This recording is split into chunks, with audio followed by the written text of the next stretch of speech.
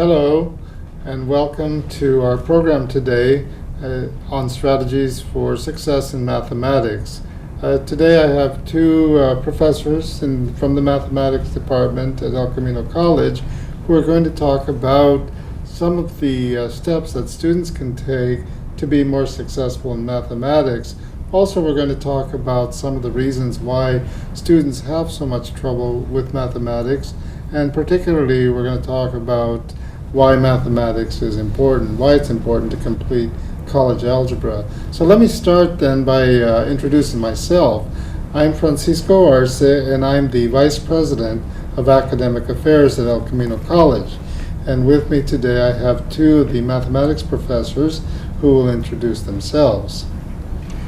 Hi, my name is Kay Salariano, and I am a math professor at El Camino College. And I'm Trudy Meyer, also a math professor at El Camino College. Great. Well, thank you for being here today, and I'm going to start right into my questions, and we'll have kind of a free flow, but we'll try to cover some major points. And what we're going to discuss today, first of all, is why are students fearful of mathematics and how that ends up being an obstacle to their success in college or completing their certificates or their degrees, and then why college math is important, and also your ideas and experience on some strategies for student success in mathematics, college algebra classes. Okay? Okay. Great. Okay, well, again, thank you for being here. And so let me start with the first theme here, which is why do so many students fear taking college algebra?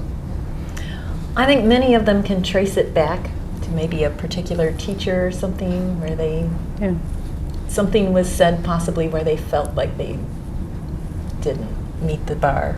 It could be, I think it could be as small as being in the third grade and then a teacher or, they probably said the wrong answer and then the whole class started laughing. It could be something as back as third grade and then that whole, they've been holding that So until. it starts just in arithmetic. Yeah, I think for some it does really I think early. for many it does. Yeah. I think it's not uncommon for students not to get their multiplication tables down really good before they start division and fractions. And those factors are so important for understanding those. So I think they often start high school knowing that they've got some gaps and feeling uncomfortable, whether they had a situation or not. Right, so that carries into the college environment when they start at El Camino. Yeah. Well, okay then. So anything else that you'd like to add to that? I think when Trudy just said, she said that I think a lot of them go through high school without a really strong foundation, and so they go through a lot of classes and maybe get to geometry, trigonometry, even calculus, and then when they come to the college, they take their placement test and end up placing at a lower level. For some, it plays into I should be placed at a higher level, and then for others, I think they just maybe feel that they, maybe they're not good in math anymore, or so. So what ends up happening, though, is that a lot of students put off taking the college algebra course until their third and fourth, fifth or sixth semester, if they're here that long, and then they've lost all the math skills and they struggle. Right. Putting off the math does not really assist them in any way. And some students don't really recognize how much they need depending on where they place. So by putting off the math, sometimes they delay their graduation by a year or two. Yeah, so we've seen that a lot.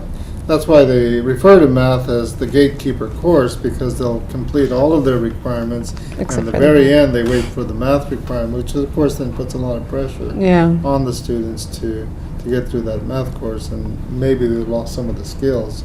Okay, well, why do you think some students are successful while others are not? What makes the difference?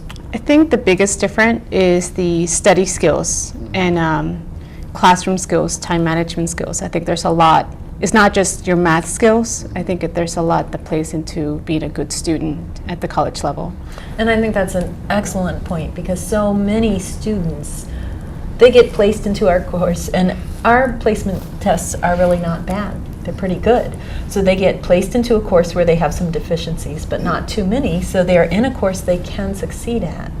But so if they have these other skills to approach the math class in a positive manner, they can be very successful. Right. I every semester have students say, I didn't know I could do math. Yeah. You know, they're one of my top students. So what are the benefits of being, let's say, good in math, and achieving the college algebra level? What do you think the benefit? Because I've heard a lot of people talk about, well, algebra is so abstract, and what practical benefit does it have once you leave college and are in the real world? I think the biggest thing is you learn some problem-solving techniques.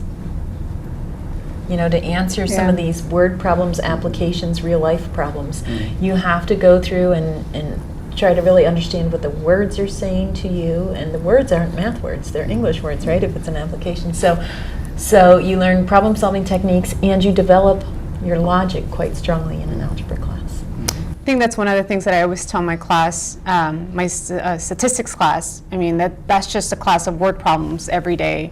And so I think what math teaches you is your problem-solving skills, your analytical skills. You need to learn how to read a problem. And I always tell my class, you read a problem, you're going to read it 3 or 4 times before you actually know what I'm asking you to find. And so it's just those steps you take, reading the problem, extracting the information, and what do you do with that information? I think that's what our math classes are really about. I think that's the biggest benefit you get from all the math classes you take. So it teaches you to problem solve, is what you're saying. Yeah. Think logically. Definitely. Okay. And in terms of becoming a successful math learner, I mean, what skills did you have that, say, the non-math learners have? The biggest skills that I felt I didn't have was study skills and just being a student. And in high school, I was very good in math, and for some reason when I got to college, I needed to learn how to study differently. I needed to learn how to work with other people.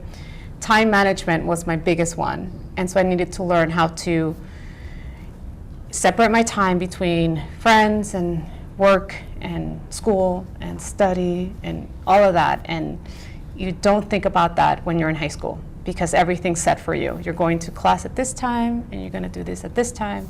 But when you go to college, I think you need to figure that out. So time management is really critical, it sounds like, in Yeah. terms of a skill, Yes. Especially which for has nothing math. to do with being mathematical. Yeah, it's true. But math and foreign languages and some other subjects, you can't really cram those kind of subjects. And one thing depends on knowing something else. So I think time management is especially critical, because if you put off your homework and you let it build up, you're completely lost when you go to class. You don't know what the teacher's talking about, because you don't have the foundation that they previously tried to give you, because you didn't get those Yeah. problems done. And it's funny because I have students who have to work, the entire week and have no time to do any homework or even look at their books outside of the classroom during the week, and then they spend, 10 hours during the weekend just doing homework. And I see that they're doing their homework, but I think just cramming everything at the weekend is not, I think that's not beneficial either. Right, and I've had students tell me, you were right. I'm just spending 15 minutes a night. Right. Because I don't have much time during the week, but it really made a difference. So practice and Yeah. repetition. You can't eat a sandwich in one bite. That's what I tell my students. You have to take little bites, and it's impossible to take one huge bite. So That's a good way to look at it. All right, and so you've talked about this a bit, but perhaps if you could be real specific in terms of some strategies that you teach students when you're teaching them mathematics, how to be more successful in applying the theories or studying. You have kind of gone around it. Well, what goes hand in hand with that time management issue is their scheduling. They have to think about how many hours they work, how much time they're required to spend with their family, not to mention time to enjoy their family. They have to think about how many classes they're taking and how much study is required for each class outside of the classroom. Because I do find students sometimes try to take too many classes for their schedules. So that's part of a time management issue. And of course, keeping on track and doing things on a regular basis. But and I think, if you don't mind jumping in, No, I will not jump at in. But I think when you schedule your time to study, then you have to go even further after that and see, okay, how do I study? Do I need to study with with other group, people from my classroom, or do I study better in the library, or do I do it better at home? And so you have to kind of schedule that into scheduling office hours for your instructors. I think it's huge because you want to make sure you do your homework a day before, and that way if you have any questions, you want to make sure you can attend my office hours or your instructor's office hours. So just little things like using the resources, the Math Exactly, Study yeah. Center, the making SI sure you can coaches.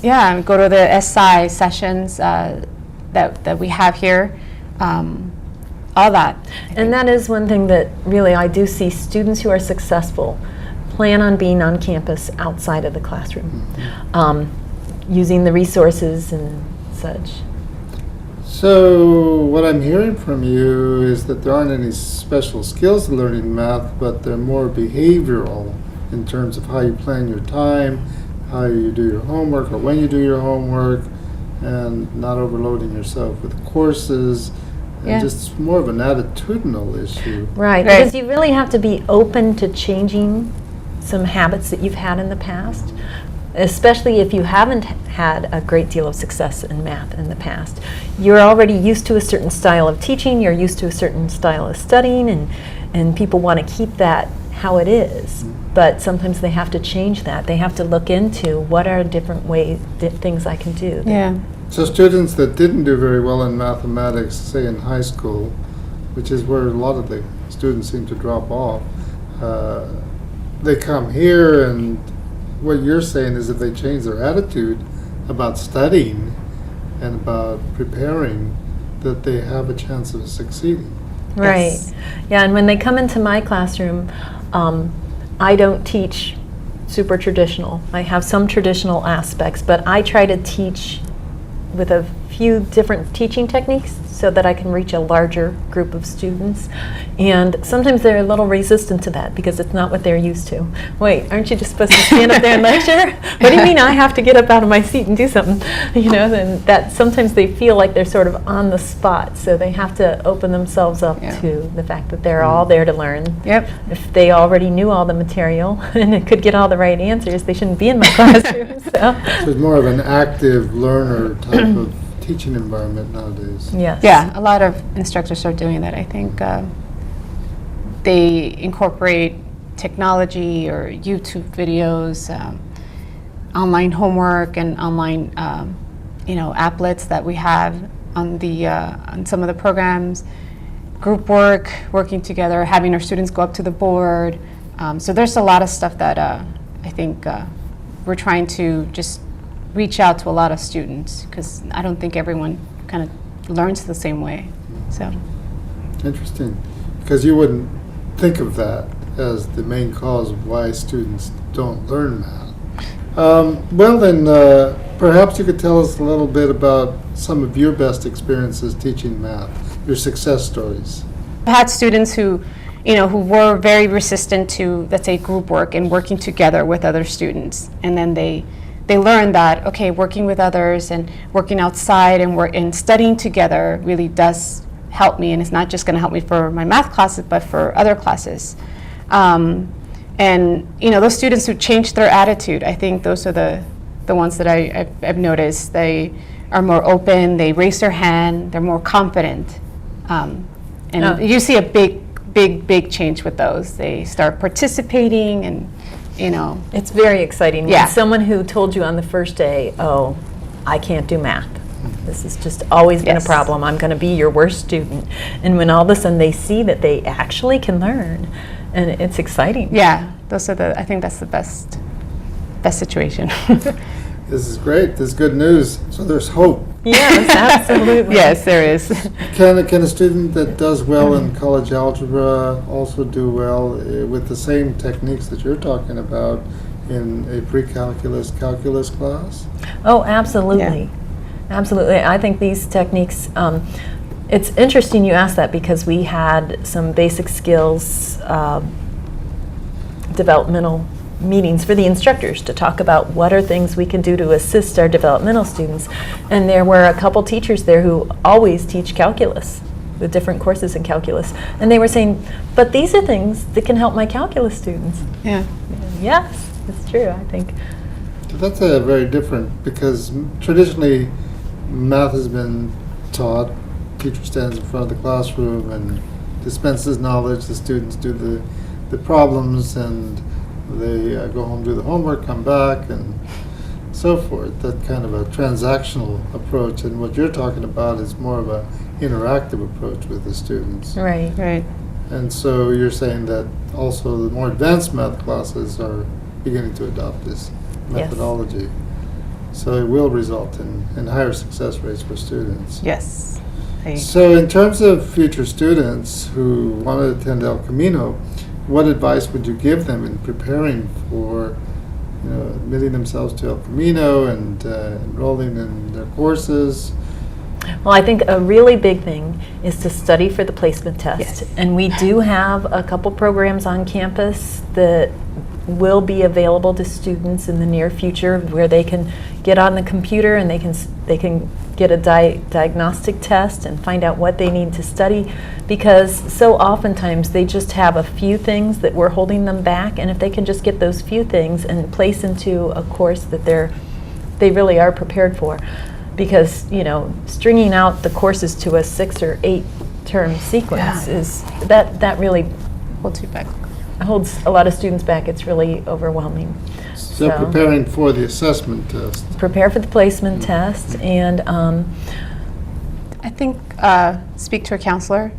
Make sure you don't sign up for 5 classes and decide to work, 20 hours a week and then expect to spend some time with your family. I think you need to, a big thing is to not, what's the saying, stretch yourself out too thin, and, just speak to someone, maybe a counselor or a student who is attending El Camino, or a teacher, and just speak to them about, okay, what kind of classes do I need to take first, or how many classes should I be taking, how many hours should I be can I work, how many hours should I be expected to study. So those are the things that just talking to people, I think that would be really important. I would definitely say, for sure, think about when you're your freshest, because if math is a challenging subject and you wake up slowly, don't take it first thing. And if you do have friends on campus, find out about the different teaching styles. Don't try to take an easy teacher, because then your next course might be difficult, but find out what are the different styles and what might fit with my learning style. Right. Interesting that you would say that, because one of the questions I was going to ask you is, are there certain teachers that are a better fit for certain types of students? Absolutely. I think so, yeah. I think some students learn, I was like this at the college level. It was really hard for me to learn just by watching my instructor write and talk. And I think the way I learned is when I went and studied, outside the classroom with my friends, and we went over what they covered in class, and that's when I learned, where they were explaining to me and then I explained it back. And so some people just learn better by talking and explaining to each other what was covered in class. Other people learn by watching the instructor, and so other people are better. I think people learn differently, so you have to make sure you pick the teacher who teaches the way you learn. I think that's important. Of course, that's not always possible, but that's true. Right. I did read a study some years ago where they were talking about the most important predictors of success in college, And the two most important predictors, according to this study, were either the scores on SAT, ACT exams, and also teacher selection. So there is apparently some scientific significance to teacher selection. If a teacher is more in line with your particular style of learning, Yeah. like kind of an interactive versus a lecture type of teaching environment. And so many of our teachers are adopting more of an interactive approach because our students need a full range of teaching methodologies. Right. Yeah. And I think that's why I know Trudy does the same thing. We try to. I'm not going to get all the students that I want that learn the way I teach, and so I know that I have to make sure I lecture and I do some group work and I do some technology. So I have to make sure that I do a little bit of everything. And that's one of the things that attracted me so much to El Camino, and to the El Camino math department in particular, is instructors are willing to work together to find solutions. And before I came to El Camino, I didn't know so many methods of teaching, and I realized that if I don't have more methods of teaching, I can't reach as many students. So. And the fact that math is really kind of a universal tie to thinking logically and help students in other courses as well. Because all of the courses that students enroll in college will require some kind of a critical analysis, logical thought processing. So mathematics can be part of that building block from the point of view that it teaches students how to tear problems apart and think logically. So in that sense, everyone benefits from a mathematics course. Especially if the students open themselves up and don't think of math as a separate entity. Right. Because if they think of it as this is a chore, I got to get it done, and they don't realize how it relates to so many things in real life. If they start opening themselves up and recognizing that math is used all over the place in all different fields, I think they can get a better appreciation for it, and they have more reason to learn it then. Excellent. Well, I'm hoping that we've shared some tips for success, some strategies for students to adopt, and when they enter college, becoming more successful in mathematics. There's no reason, based on what you're telling, that we should be afraid of a math course. And with that, thank you very much for being with us today.